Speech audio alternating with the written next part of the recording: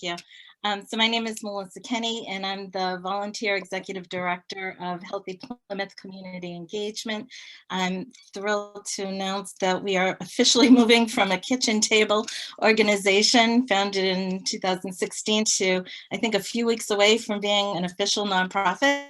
So very excited about that. Also happy because Deb Shepperly is here and she serves on our board of directors. So Deb definitely spreads the wealth in the community, and we're the grateful recipients of her knowledge. And with me is Amy Tanner. And Amy, if you want to introduce yourself, and I'm going to try to figure out the technology. Good morning. My name's Amy Tanner, and I am the Director of Resident Services for Algonquin Heights Housing Complex, which is an affordable housing complex here in Plymouth with 200 affordable units. Great. Kim, I don't know if you can allow me to share screen. Hold on one second, Melissa. Yep. Okay. And I would just say that, you know, you might be a nonprofit soon, officially, but right now we're all kitchen table organization. So let's see. It's going to work. There we go. Can you all see that? So I have this little PowerPoint presentation, and we've been the grateful recipients of this grant for a couple of years now. And you probably all have heard us present about the Mobile Farmers Market, our partnership with Terracura and Algonquin Heights in the past. Jackie Miller of Terracura is generally here to do this presentation, but this year she is a full-time special education teacher at West Elementary. So could not be here, but here in spirit. So I'm going to take on the charge. So Melissa, I'm so sorry to interrupt you. Might have to just stop sharing and reshare with the PowerPoint is full screen right now. We see your My Computer drive. Oh, you do? Okay. By chance, yeah, it might just be sometimes with the two windows, you just kind of have to have it open as the option. And if not, no worries. We can always send them on afterwards too. Let me see if this works then.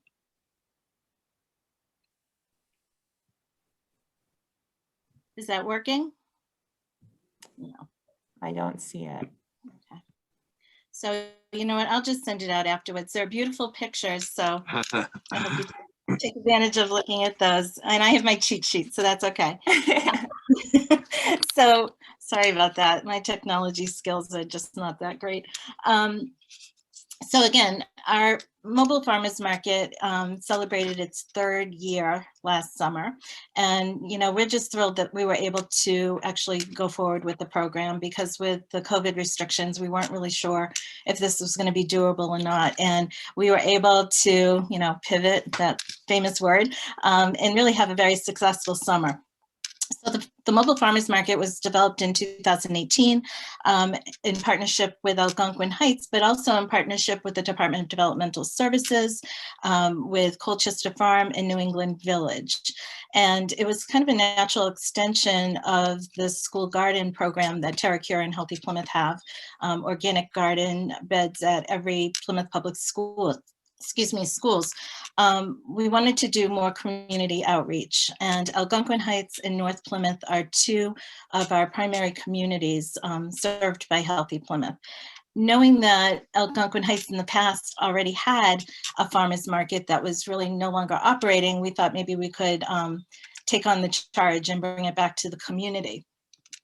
But more importantly, we wanted to present opportunities for youth to be employed during the summer, to impact their community and have experience working on a farm. So pre-COVID, our program involved the youth spending 2 days a week at Colchester Farm in Plimpton, working, growing, harvesting, and bringing the produce back to Algonquin Heights twice during the summer in a farmer's market environment.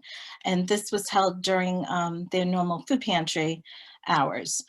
So summer 2020 presented a bit of a challenge because we were concerned that we weren't going to be able to transport the kids safely. HAC always provided transportation for us, but we thought we're probably going to need like 2 or 3 vans. You know, the cost of that, the safety, we just were not really sure that we could pull that off. So we decided instead to create a home-based program. And so the Algonquin Heights Community Garden was also created in partnership with TerraCure. And I know Amy can talk more about that, but we thought this would be an opportunity for the youth to still have garden experience, to work with Jackie Miller, to work with Amy, and also to work with Akari Hayashi from New England Village. So we wanted to kind of keep the components of the program, but obviously alter it to meet COVID guidelines. So again, our partnership with New England Village, they manage Colchester Farm, and it's actually an employment site for the individuals that they serve with developmental and intellectual disabilities.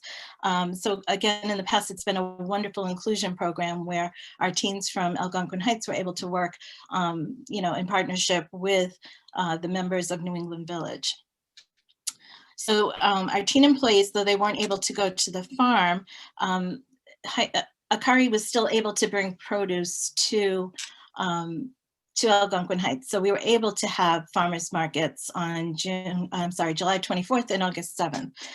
Colchester still maintains gardens specifically for outreach programs, some of it which they donate, some of it they sell to this program at a really reduced price, to include the Plymouth Area Coalition for the Homeless. So the opportunity for the teens, summer 2020, we hired 3 teens, one of whom, Adam, was his second year.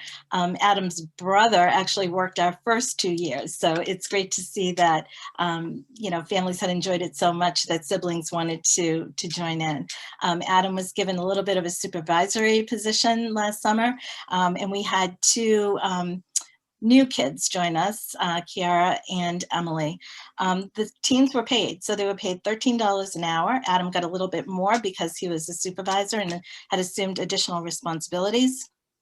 The teens worked under the supervision of Jackie Miller from TerraCure, Amy Tanner, and Akari. And as a home-based program, I think that the benefit was that the kids became more engaged with their neighbors, and they realized that they were creating even more impact to their community. Sorry, just flipping my cheat sheet. So we also partnered with UMass Extension. UMass Extension is one of our school garden partners. Carol Guerin, who is a nutritionist for UMass Extension, does programming. She helps in the gardens at Cold Spring and Hedge School. And so last summer, she was able to share recipe books, her little Chop Chop recipe magazine, both in English and in Spanish. She provided us with recycled grocery bags and with some tear sheets with great, affordable, and healthy recipes. In the past, we were able to do cooking demos, both with Carol and with Marsha Richards, who's the dietitian at BID Plymouth.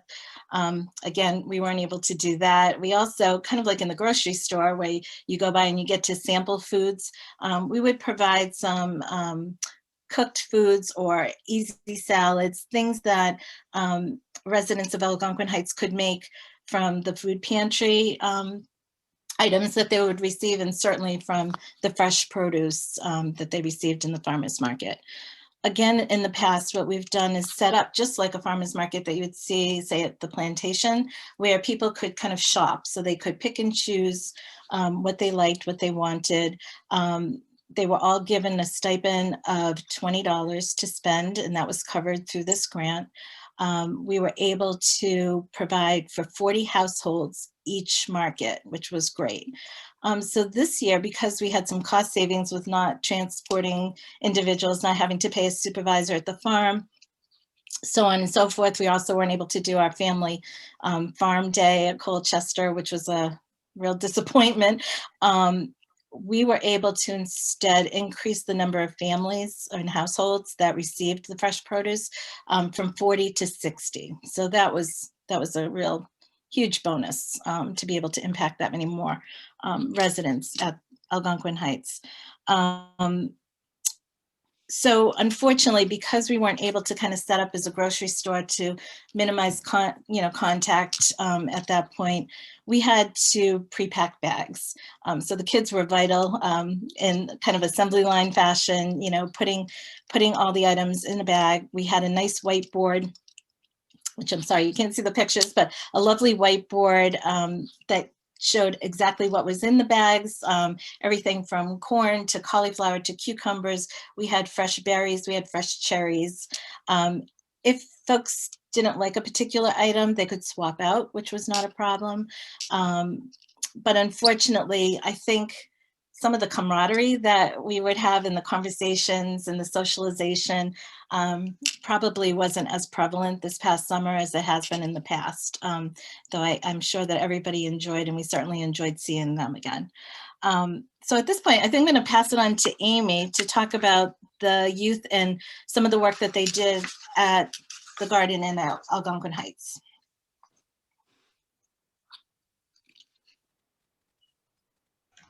Sorry, can you hear me? Great. All right. Thank you, Melissa, and thank you all for your support of the residents in this community.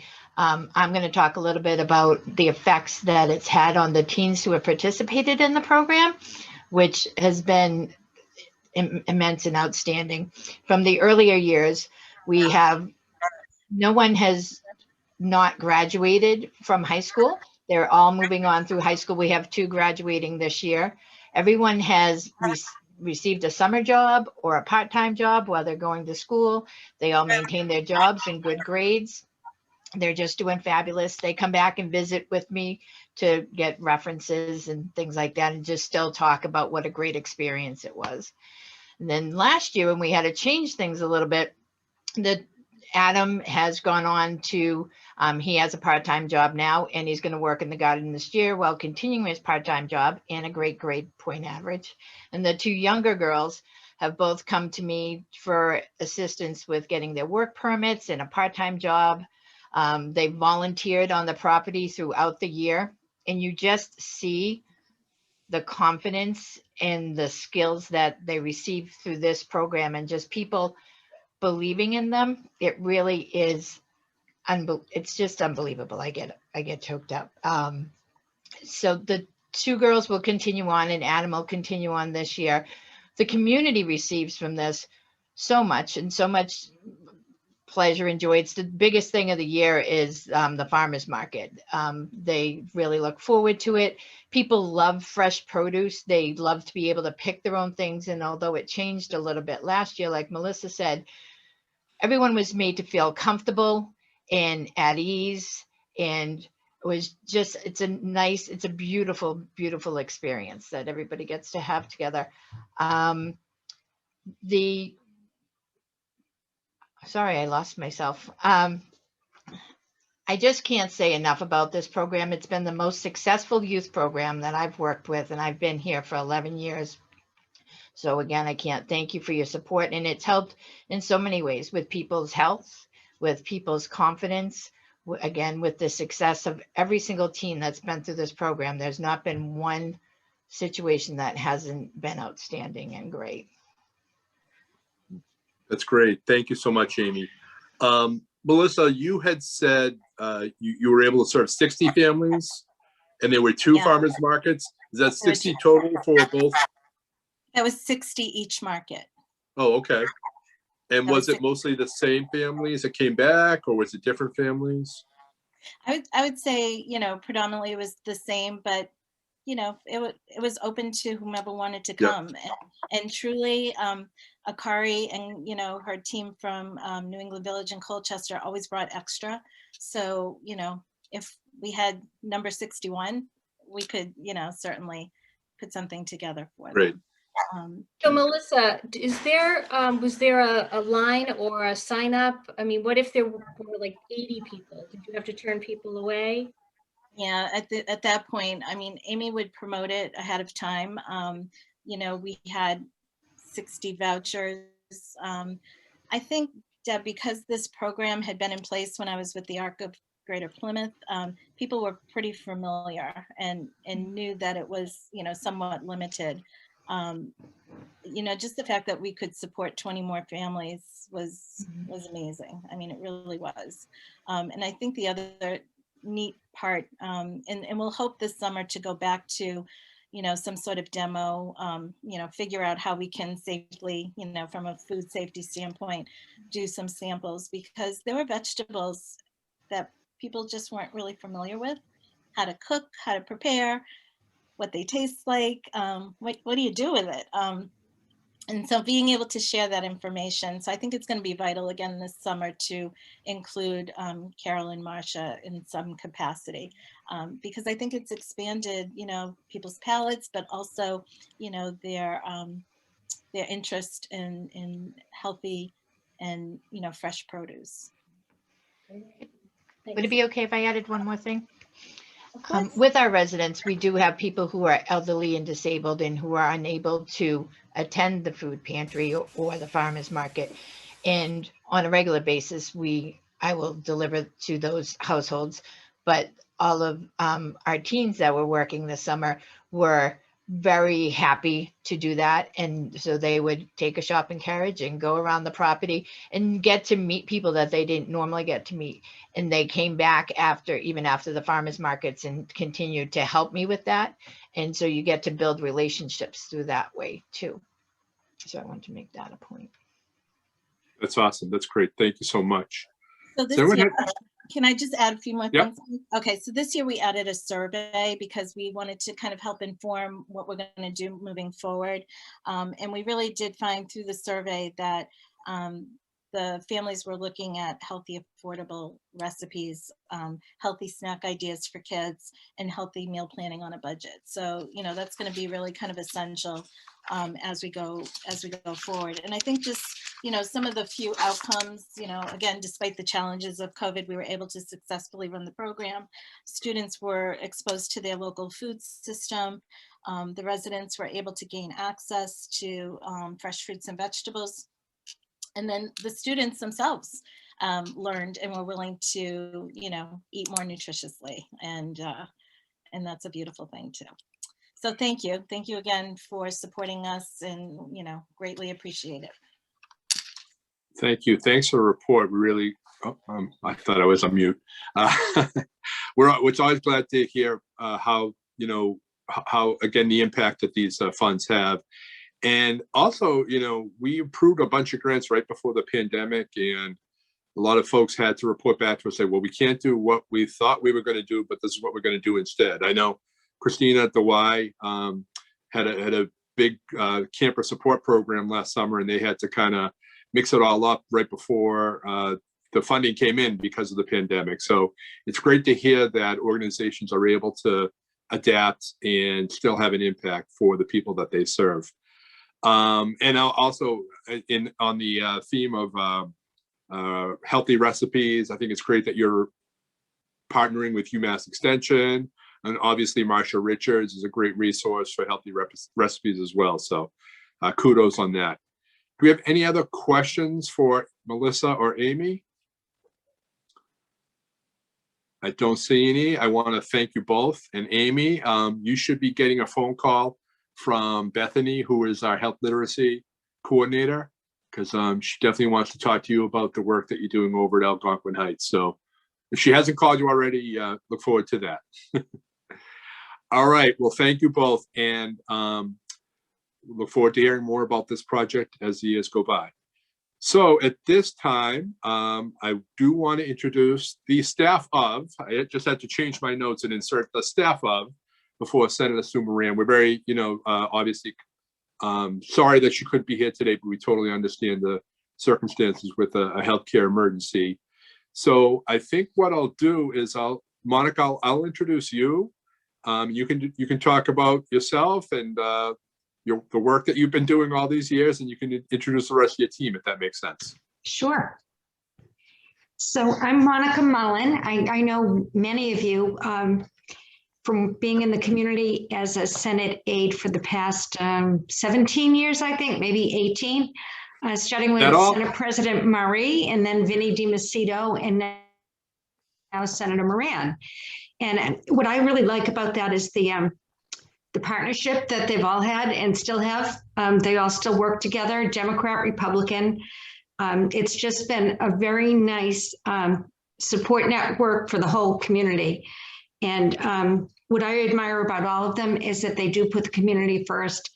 And as district director, that was always my focus. It was not, my focus was not legislation or the State House. It was always serving the community in the organizations in our community, which I think are awesome.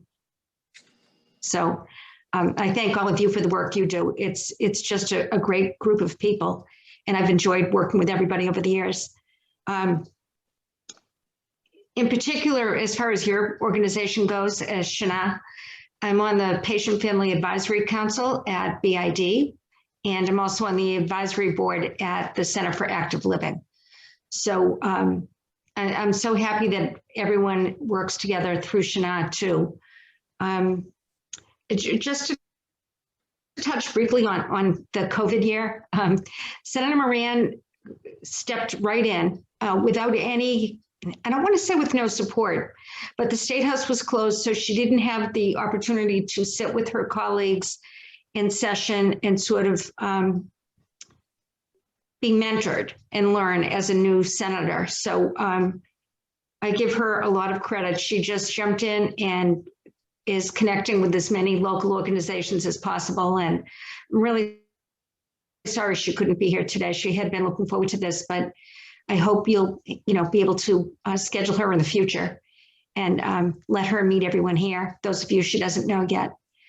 So Maria Cerniotis is our chief of staff, and she's also a Senate veteran, which has been a huge help for Senator Moran in getting herself situated. And Tara Wilson's also on the call, and she's our legislative director. They've both done a lot of work on the child care bill, which I know you all want to hear about. And Senator Moran has also done a lot of outreach in the community on child care. She's been able to speak to daycare providers, child care centers, and gotten a good read for what the community needs and what families need more than anything, I think. It's the schools and the teachers, but it's also what families are dealing with during COVID without having that support system for their own kids. So I'm sure you're all aware. Some of you might be going through it yourselves. It's just been very hard for families to maintain that childcare. A lot of centers were forced to close. There were new restrictions put upon the centers. Social distancing among 2- and 3-year-olds is, how do you do that? The toys had to be separated and segregated, and there could not be any community toys, I guess I'd call them, even crayons and things like that. Everything had to be individualized. So the child care and daycare centers they stepped up those who could maintain their services, but it was a rocky year. So I'll let either Maria or Tara speak to the child care legislation and what we hope to accomplish with it. It's so nice to see you all, by the way.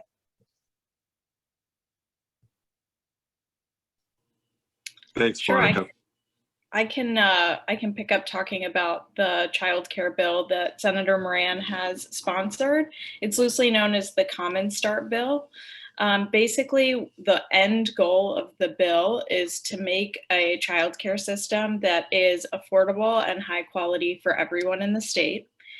So it would do that through the current voucher program. So currently, if you're up to 85% of state median income, which is around if you're eligible for food stamps, you can get a discounted rate for your childcare, and that's a state-run program at providers that give out these vouchers. What this bill would do is expand that program to make it so that the income cutoff isn't so low, because we know that families that are middle and even upper middle income still struggle to pay childcare prices, because when childcare prices are more expensive than a year at UMass, young families are going to have a hard time affording that at a lot of income levels. So it would cap childcare prices through government assistance at 7% of a family's income. And many families at a much lower income would not pay anything at all.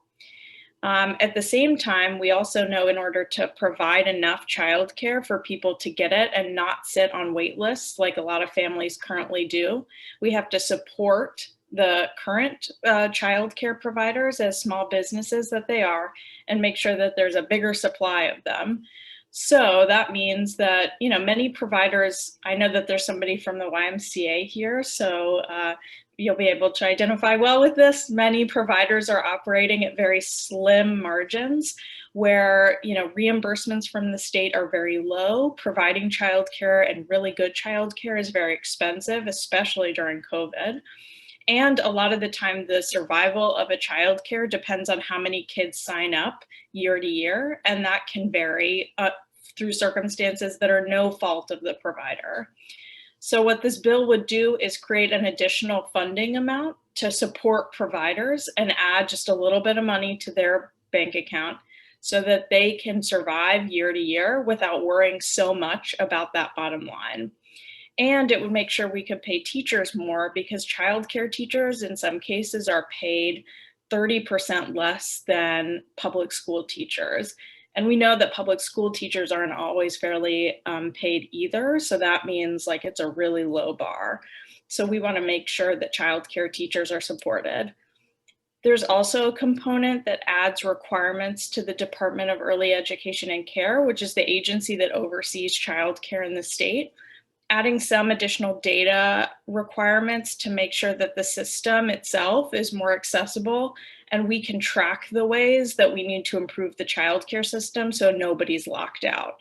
But that takes additional resources and requirements that right now EEC just doesn't currently fall under. So that really encompasses the whole bill. In terms of the process right now, it was filed in January. Senator Moran sponsoring on the Senate side with Senator Jason Lewis. And it's also been filed on the House side. It's been assigned to the Education Committee, so it'll come up for a hearing sometime during the session. That hasn't been scheduled yet.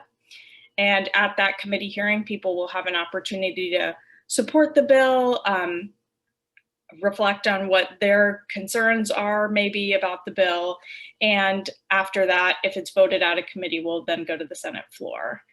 To find out more information about the bill, I'm also going to drop the link to the website to get involved with one of the coalitions that are supporting the bill.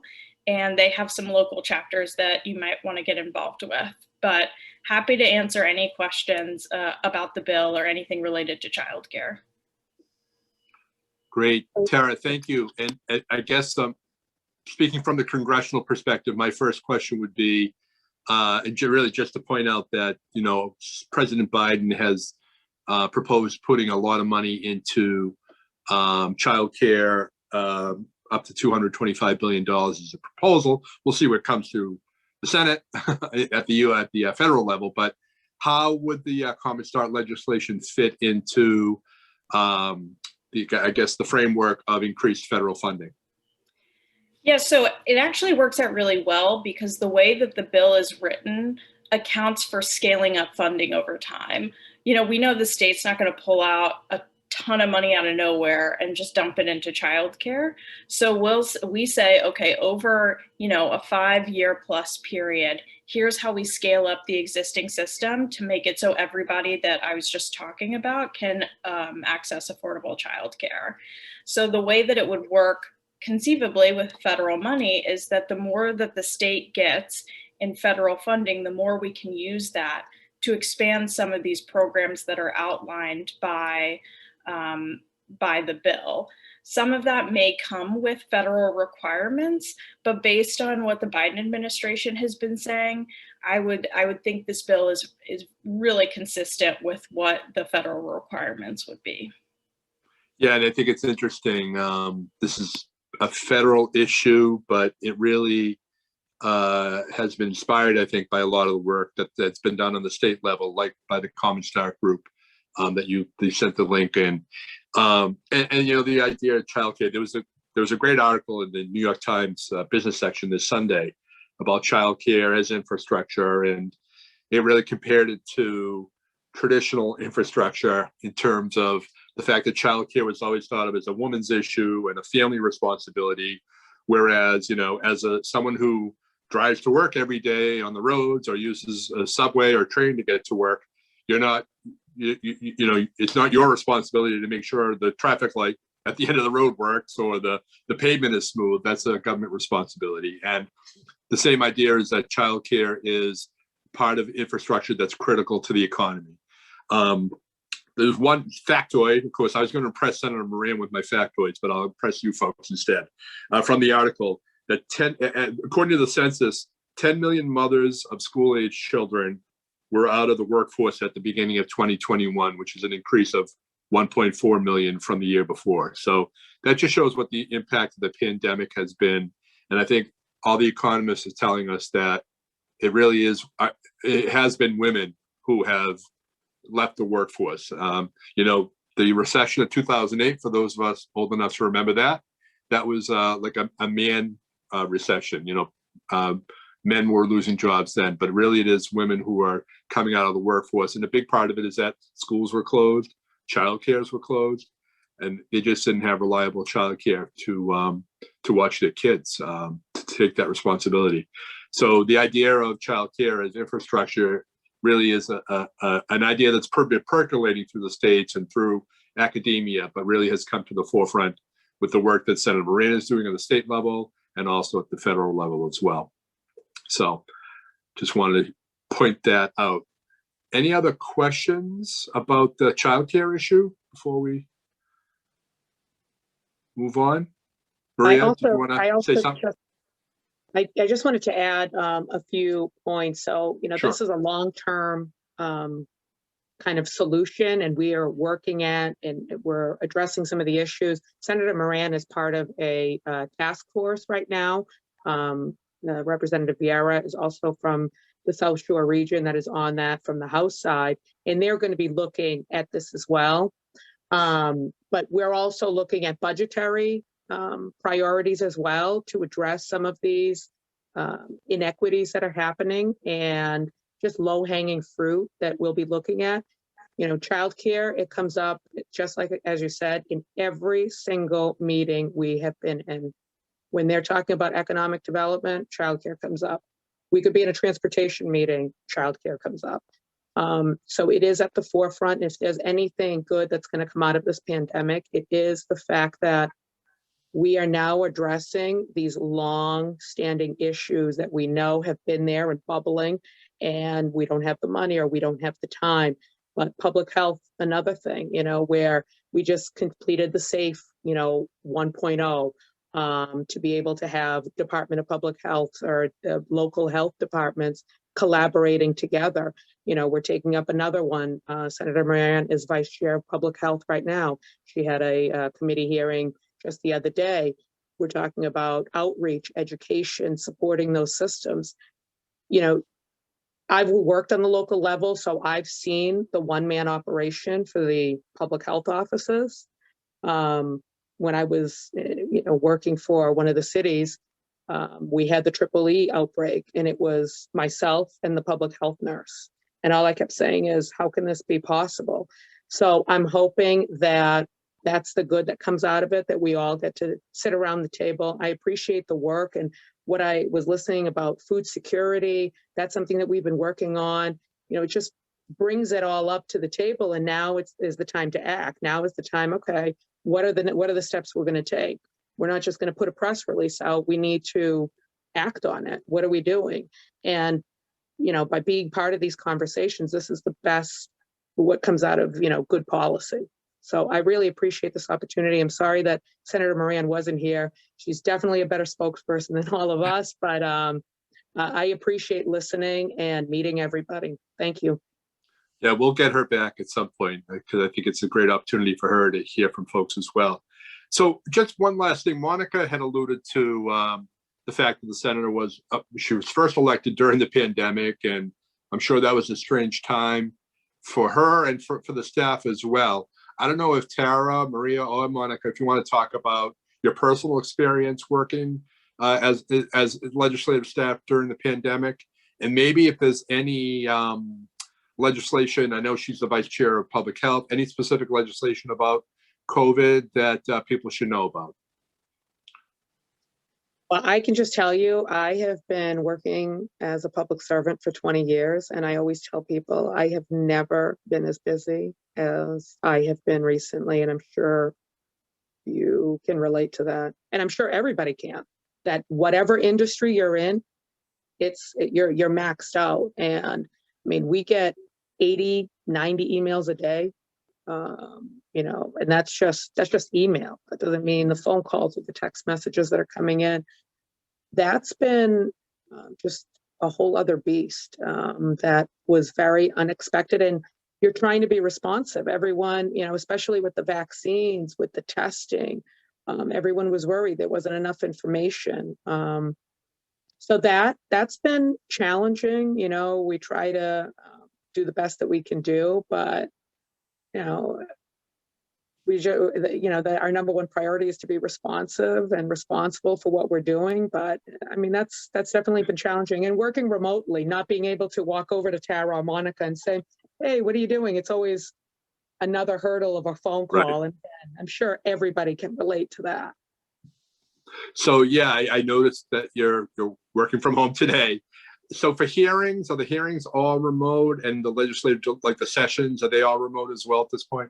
They are, and they're being, you know, streamed online, but they are all remote. So, but you know what? That's almost like one of the benefits, again, that I see out of COVID-19, because they would have never, you know, the government's usually the last to get any IT help or advancements. So I look at this as, okay, well, this is great. This is another option for people that don't have to come into Boston to testify. And where's the parking and where is this? You know, you have the opportunity to do it from your phone and say, I want to testify on this bill, and now I can do it from anywhere. Yeah, there's really, if people want to be engaged, they certainly have the opportunities and fewer obstacles to do that. As a former State House staffer myself, I'm sure you miss being in the State House certain times, and I'm sure there are times when you're happy to be working from home as well. I'm sure it's a mix for everyone. Well, that 4 a.m. Last day, I was happy that I was home and not at the State House. Oh, I don't miss those days, that's for sure. Do we have any other questions for any of our staffers, Tara, Maria, or Monica? Mike, I just wanted to say one more thing. It's not directly health literacy related, but the number of calls over the past year that I've handled with unemployment has been astronomical. So many people just, you know, they lost their jobs en masse last spring. And luckily, the federal, that $600 stipend, the feds were able to offer really helped people. And I think got people through a very, very tough year. Then we had the identity theft with unemployment and fraudulent claims, which just muddied the waters terribly. A lot of people are still in limbo waiting to be approved because of that identity issue. So that's, you know, everyone probably knows somebody who's had that happen to them. It was rampant, but things are getting better. And I guess the one side effect now that we're seeing is benefits were fairly generous, and a lot of people are not ready to go back to work. So the workforce now is, there's demand that can't be met for employers. So just another interesting thing that happened as a result of the unemployment situation over the past year. So yeah, and notably Senator Moran represents 3 communities on the Cape: Falmouth, Bourne, and Sandwich. And her whole area, and certainly Congressman Keating's whole area, is so reliant on hospitality as an industry, and that's been one of the industries that's been most hard hit with the unemployment and just getting people back to work, getting workers to fill these jobs so that these restaurants, hotels, et cetera, can get back up and running. The demand on the Cape is huge. It's the Cape huge, is and really looking forward to it's a going to be season. hard to fill. Yeah, absolutely. Melissa, you had a question? Thank you. So I serve on the Plymouth Recovery Task Force, and we were just having this conversation because the workforce representatives on the task force are all saying the same thing, that they cannot find employees willing. And so there are a couple of restaurants in Plymouth that may not be open, 7 days a week, because they just can't staff the restaurants. So if there's any information, Monica, that you can, send our way to help, or maybe even come and speak with the task force, that would be great, because Okay. I know that they're really getting frustrated. I also want to mention that the hospital is struggling as well. We are heavily recruiting for CNAs, dietary positions, and housekeeping to the point where it's really dangerously low. We have sign-on bonuses. We've been promoting it into the community, and we're not getting any calls. So it's very scary. And we pay $16 some odd an hour, some really good pay for some entry-level positions. So if you know of any kids, the dietary positions are for ages 16 and above, and housekeeping is 18 and above. And it's a kind of a scary time. So spread the word, and we are looking. And of course, the nursing shortage has just continued for years, and is again just another almost crisis level. Deb, the other thing about the I saw your flyer for employees, potential employees. The benefits are extremely generous. I think it was a four-week vacation to start, which is unheard of. Yeah, it was And more then than all- started. Yeah. Yeah. So I appreciate the hospital's really trying very hard and being fair with the recruitment. It's just a shortage in the workforce, and whoever thought we'd see this? I know. I'll just add quickly on that note specifically that Senator Moran is co-sponsoring a few bills to improve nursing and CNA recruitment and retention specifically, and to work on what system improvements can be made so that shortages aren't so frequent, because we've also heard this a couple of times. And I think also in the child care bill, one of the things we've been hearing a lot about is lack of childcare is contributing to staffing shortages. So how can we improve the childcare system right now to make it so that folks can get back to work? And a lot of the things that I'm hearing too from HR people is that people don't want to lose their unemployment, because sometimes they make more money on unemployment than they do in the particular job. And so we're really trying to change that philosophy, because with a job comes pride, your own paycheck, your benefits, etc. So that's another challenge that we're up against. I just wanted to make a comment as someone who benefited from unemployment. I have only been unemployed twice in my entire career. First time way back in 2013. And to try and get unemployment benefits, the system was an absolute nightmare. I could only call in on Mondays, and then there were 4-hour waits on the phone. I was laid off last July due to COVID and was unemployed for 3 months. And by far, I have to say the state bent over backwards with the process. And I applaud anyone that worked to help make it better for those of us who lost our jobs due to COVID. Thanks, Trudy. Monica, maybe we should have Trudy answer all those calls we're getting from those people who are complaining about the unemployment system. I'm telling you, I don't know if know. it was, I did not have one glitch. I actually even received a call from someone working in unemployment saying, we're so sorry that your benefits were held up, but it's actually due to the fact that we're still waiting for some paperwork from you. I mean, Yeah, calling me, it was shocking. I think the employees at unemployment, the Department of Unemployment Assistance, probably were more stressed out than anybody else, except maybe small businesses who are trying to maintain their businesses. I don't know how they managed, but I would contact them for people who needed, who hit the wall and needed help. And they were calling people at 8 o'clock at night. They were calling them on Saturdays and Sundays. They were just extremely responsive. But again, if you're the person who is receiving benefits and your claim was the one that was stalled, it mattered that they were trying so hard, but it still didn't fix your particular problem. And they're still coming in constantly, the people who have had problems with their claims. But I'm glad yours worked out. And Yeah, people did work very hard. Yeah, it might have been a little different for me as well because I was not reliant on that paycheck to paycheck. Yeah. So to me, the time frame did not matter. But I really applaud. I mean, I'm sure they have been putting up with so much, but they were working so hard. So greatly appreciated on my end. Thank you. I'll pass that on. Yeah, I would just second what Monica said. I get a bunch of emails Saturday morning from my liaison over at employment.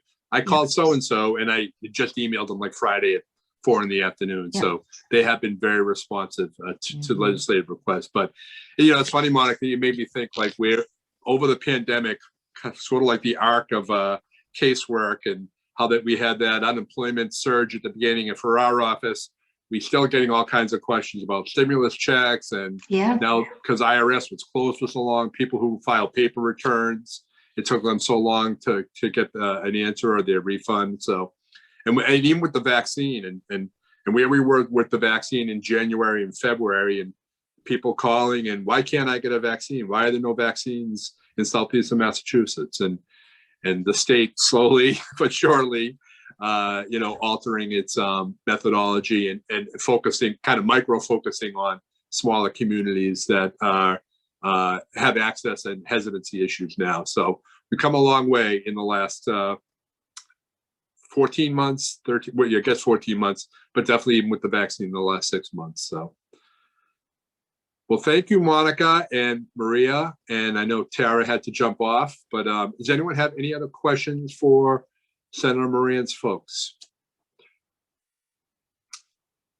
I don't see any. So again, I'll thank you all for being here and sharing with us. And please pass our greetings along to Senator Moran. And we will definitely like to have her back, maybe when we're a little further down the road with this child care issue and have another discussion about that. So thank you all. Does anyone have any announcements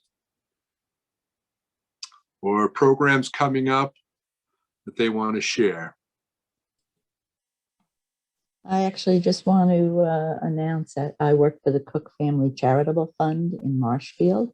And tonight, Mr. Cook is actually being honored as the Citizen of the Year for the town of Marshfield. So great. Excellent. I'd like to share that this summer, amongst a lot of other things we're doing, we're bringing back our campability, which is it's free to anybody in the community for kids. I believe it's 18 and under with differing abilities that might not be successful in a week-long, like intense summer camp. So Camp Clark, we're expecting about like 300 kids again this summer.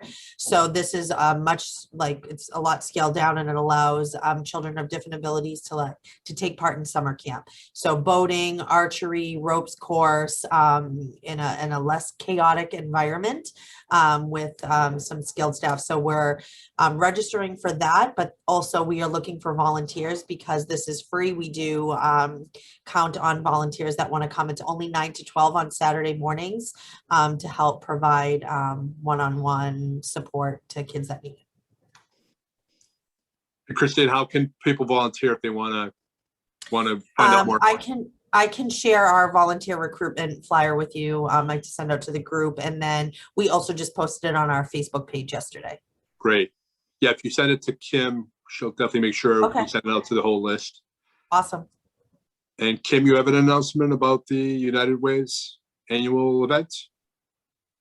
Yeah, thanks, Mike. So our United Way's 99th annual meeting is coming up on June 9th. It's a Wednesday, virtual.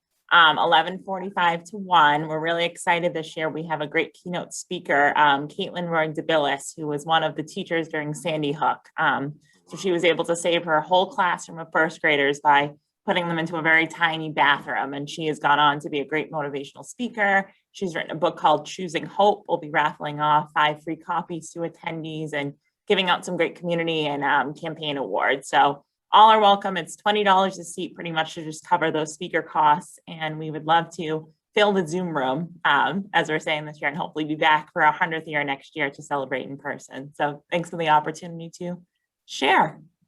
And that's on June 9th, Wednesday the 9th. Wednesday, June 9th, yes. Great. Yeah, I'm looking forward to that. Any other announcements? I don't see anyone. Well, thank you all for being here today. Thank you again to Monica and Maria. Thank you to Melissa and Amy for sharing, and Tara. Tara had to jump off. Thank you to Melissa and Amy for sharing about their program over at Algonquin Heights. And I hope you'll all join us on Friday, June 11th for our Health Literacy Awards event /breakfast / bring your own breakfast. We're looking forward to hearing from some great members of the community who are doing great work, and find out who's the big winner will be. Our third annual, except for last year when we didn't have it because of the pandemic. So our third annual Health Literacy Awards, really highlighting folks who are doing great work in the community to spread awareness about health and to bring down obstacles to better health literacy and better health outcomes. So hope to see you all on June 11th, if not before, and I hope everyone has a great day. Thank you all so much.